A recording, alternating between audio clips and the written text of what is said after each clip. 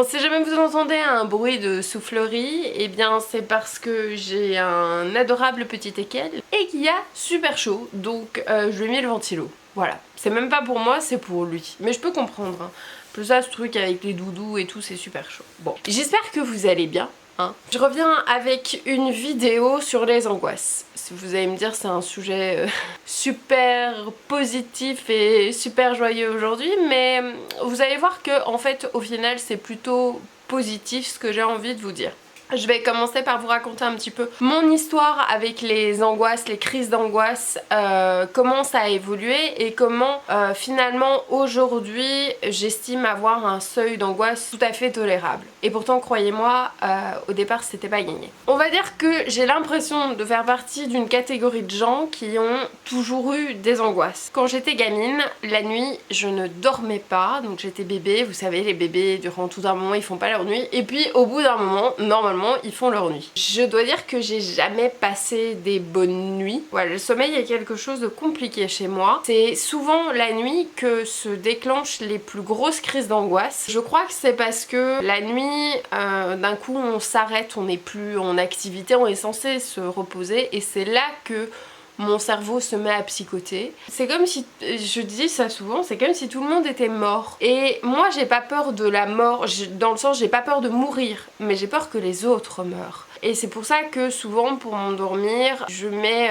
quelque chose dans mes oreilles, ça peut être de la musique, ça peut être des bruits d'orage, voilà, mais quelque chose pour distraire un petit peu mon attention. Avant j'avais même besoin d'une petite lumière pour dormir. Aujourd'hui c'est plus le cas, je peux dormir dans le noir quasi total. C'est vous dire à quel point j'ai progressé. Si on m'avait dit un jour qu'il était possible d'avoir des angoisses aussi fortes, je ne l'aurais jamais cru. C'est-à-dire que quand j'étais, c'est à l'époque de mes primaires et de mes humanités, je faisais des crises d'angoisse qui duraient des heures et des heures. Donc c'est-à-dire que je commençais à avoir, vous savez, palpitations, les extrémités extrêmement froides, même comme des fourmillements dans les jambes, et surtout j'avais des tremblements terribles. Je me mettais à claquer des dents. Il pouvait arriver que durant 4-5 heures, ça dure, sans que j'arrive à me calmer. En fait, je me calmais finalement toute seule. C'est comme si j'arrivais à reprendre le dessus, et je pense que j'arrivais à reprendre le dessus, non pas parce que je me raisonnais, mais simplement parce que je m'épuisais. Autant vous dire que le lendemain, pour aller à l'école, quand on a dormi que quelques heures comme ça, c'est dur. Pourquoi j'avais ces crises d'angoisse? J'ai envie de vous dire que de ma propre expérience aujourd'hui à 30 ans, avec beaucoup de recul et beaucoup d'analyse, je pense qu'il y avait différents facteurs. D'une part, je pense qu'il y a de l'hérédité, parce que ma mère est extrêmement anxieuse, au point d'avoir des TOC. Mon père faisait lui aussi des crises d'angoisse au point d'en avoir des nausées le matin. Alors je pense qu'il y a eu aussi un événement qui est important, c'est que l'accouchement de ma mère a été un petit peu particulier. En fait, je suis née par accouchement provoqué. Ma mère avait décidé d'accoucher à cette période-là, de préférence avant les fêtes de Noël, et donc les médecins ont visiblement été d'accord parce que j'étais suffisamment grosse. J'allais faire bientôt 4 kilos et que donc c'était pas un problème de provoquer l'accouchement. On m'a clairement dit que ça a été un accouchement assez pénible pour ma mère, dans le sens où malgré des injections pour provoquer les contractions, en fait je ne voulais clairement pas sortir. Et je me dis que c'est quand même important cet élément-là. Le fait que malgré les injections, un enfant n'ait pas envie de sortir, je pense tout simplement que c'est qu'il n'est pas prêt à sortir. Voilà, ça a été très très lent, ça a été très dur, et après je pleurais beaucoup, etc.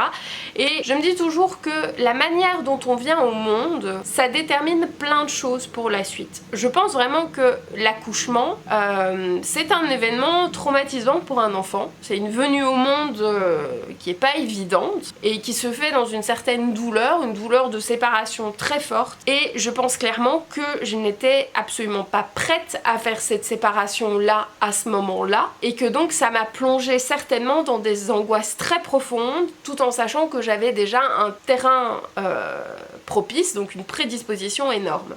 Ensuite, je pense que toutes les angoisses ont été renforcées par tous les événements qui se sont enchaînés. C'est-à-dire que d'une part, je n'étais pas dans un climat détendu à la maison, je n'ai pas eu la chance d'avoir une famille aimante, dans le sens où mes parents ne s'entendaient pas. Voilà, j'en ai déjà parlé, mais voilà, j'ai un papa alcoolique. Ça mettait tout le monde dans un climat de stress et je pense que ça devait certainement provoquer chez moi de très grosses angoisses. Donc j'ai envie de dire que si vous commencez à enchaîner toutes ces choses-là, c'est finalement pour moi très logique que j'ai eu des crises d'angoisse si terribles et que la journée j'encaissais beaucoup de choses et qu'au moment finalement de se reposer où j'étais toute seule, d'un coup ça explosait et ça sortait de manière absolument terrible. Le corps médical ne m'a pas beaucoup aidée sur ce plan-là. C'est-à-dire qu'on m'a fait prendre du Cédinal, voilà, je cherchais le mot, vous savez, en gouttes pour m'aider et ma foi, ça n'avait aucun effet.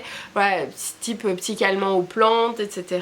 Plus tard, quand j'ai eu une période vraiment d'angoisse très forte, j'ai pris vraiment des calmants, cette fois-ci des vrais calmants, et j'en avais besoin notamment pour passer mes examens à l'université. Parce que j'étais dans un état tel de stress que j'aurais été capable de rentrer chez moi. Voilà. Donc j'en prenais, mais j'ai envie de dire que c'était à double tranchant parce que ça m'endormait. C'est un petit peu le côté désagréable et donc on réfléchit moins bien, on a l'impression d'être moins vif. Et puis surtout, j'ai remarqué un truc avec les calmants, c'est que moi je sens que ça me calme, mais ça me calme de force, alors ça m'angoisse parce que je sens quelque chose d'anormal qui se passe. Seulement l'angoisse n'arrive pas à sortir, c'est comme si le rythme cardiaque était forcé, comme si on poussait pour empêcher qu'il accélère, et du coup ça provoque une angoisse, mais qui est encore plus désagréable parce qu'elle ne parvient pas à s'exprimer. Alors je sais pas si vous voyez ce que je veux dire, mais c'est vraiment le ressenti que j'ai eu, et je me suis rendu compte que les calmants, au bout d'un moment, c'était plus possible. Si bien que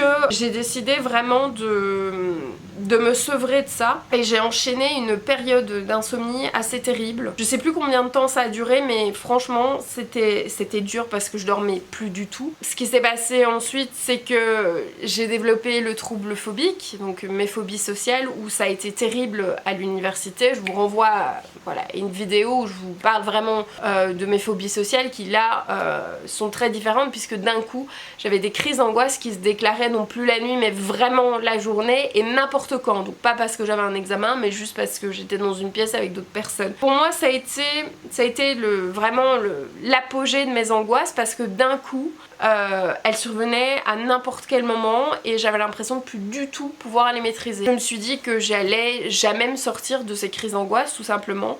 J'ai eu une sorte de lâcher prise par rapport à tout ça, dans le sens où j'ai accepté que ça puisse durer toujours. Et je sais pas, d'un coup je me suis dit bah écoute, aujourd'hui c'est ça ton quotidien, t'es tombé tellement bas que t'arrives plus à sortir de chez toi, tu vois plus personne, tu sais plus faire de courses, voilà. T'es confiné chez toi, t'es complètement isolé, et peut-être que ce sera ça toute ta vie. Et je pense honnêtement que ça m'a fait un bien fou, parce que je pense que jusque là je me battais en fait. Je me battais, j'avais vraiment comme une revanche à prendre sur ces angoisses et je voulais qu'elles cessent, et il y avait une hargne, une notion d'injustice derrière, etc. Et d'un coup j'ai lâché prise totalement et j'ai accepté qu'elles soient là. Je veux dire, si ça doit se passer comme ça, bah ça se passera comme ça. Et j'aurais beau m'énerver, ça n'y changera rien. Je veux dire, après autant de thérapies, de psychologues, de psychiatres, etc.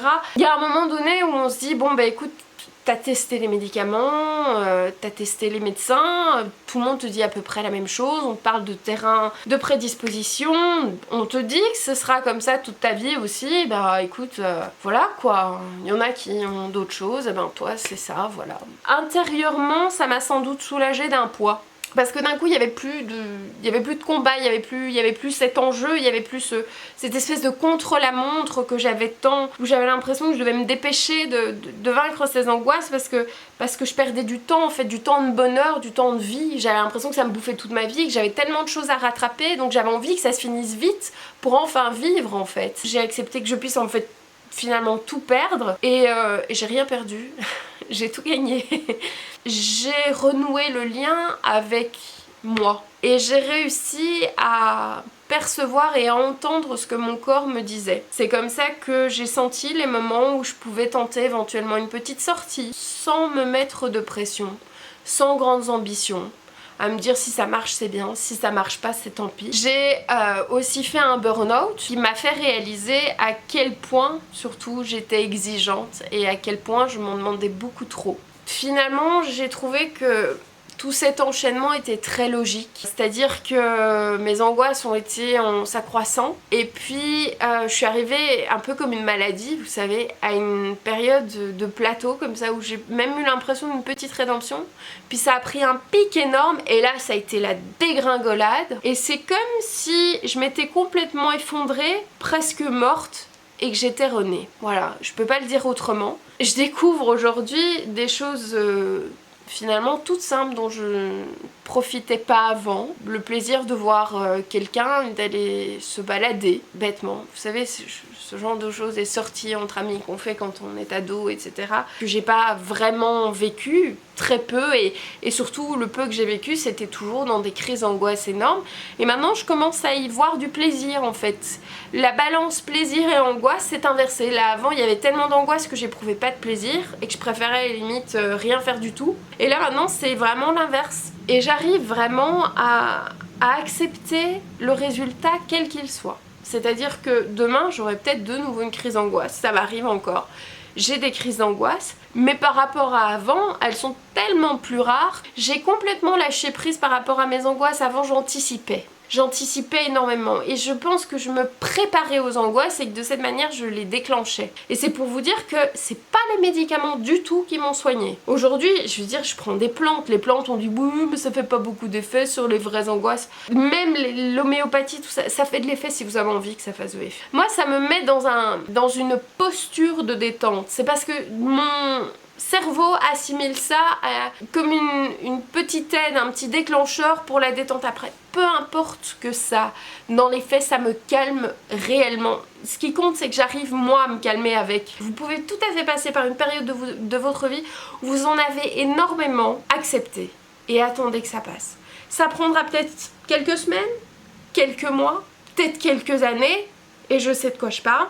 C'est pas grave, c'est que votre corps a besoin d'exprimer un truc, laissez-le exprimer. N'essayez pas d'enfuir, n'essayez pas de tenir, n'essayez pas de résister, de combattre, acceptez. Et vous verrez que vos angoisses iront beaucoup mieux après, ça va se résoudre mais beaucoup plus rapidement. Le moment où j'ai réalisé qu'il fallait absolument que je les accepte, que je lâche prise complètement, si je l'avais su plus tôt, si je l'avais intégré plus tôt, j'aurais fait des progrès mais beaucoup plus rapidement. Mais bon, il m'a fallu tout ce cheminement là et je ne le regrette pas, c'est comme ça. Mais voilà, c'est vraiment ça, la clé c'est le lâcher prise, c'est d'accepter d'en avoir, c'est d'accepter que ce soit une de nos caractéristiques, une faiblesse, une faille, peu importe. Voilà, c'est ma faille, c'est pas grave, j'en ai hérité, j'essaye de travailler dessus et je trouve que ça va de mieux en mieux, donc c'est cool. Bon bah écoutez, en tout cas j'espère vraiment que cette vidéo vous aidera. Pour tous les anxieux qui me suivent, voilà, gardez espoir et voilà, soyez positifs simplement, soyez positifs, ça change tellement de choses dans la vie, ça fait tellement de bien. Donc n'oubliez pas de liker la vidéo si elle vous a plu, c'est important les likes, je vous en ai parlé récemment, mais vraiment ça permet de mettre la vidéo en avant et si vous pensez que ce genre de vidéo a besoin d'être vu par d'autres personnes, pensez à la liker. Ça aidera à faire passer le message. N'oubliez pas de vous abonner à la chaîne si c'est pas encore fait. N'hésitez pas à poster un petit commentaire sous la vidéo, à partager votre expérience sur les angoisses, les crises d'angoisse, vos petites astuces, vos solutions, ou si vous avez simplement envie qu'on en parle et que vous avez besoin de conseils, vous pouvez toujours m'écrire sur Facebook, vous le savez, je vous réponds le plus rapidement possible. Si je peux vous aider, c'est avec plaisir, vous le savez bien, ces vidéos servent à ça. Je vous fais plein de gros bisous et je vous dis à très bientôt dans une prochaine vidéo.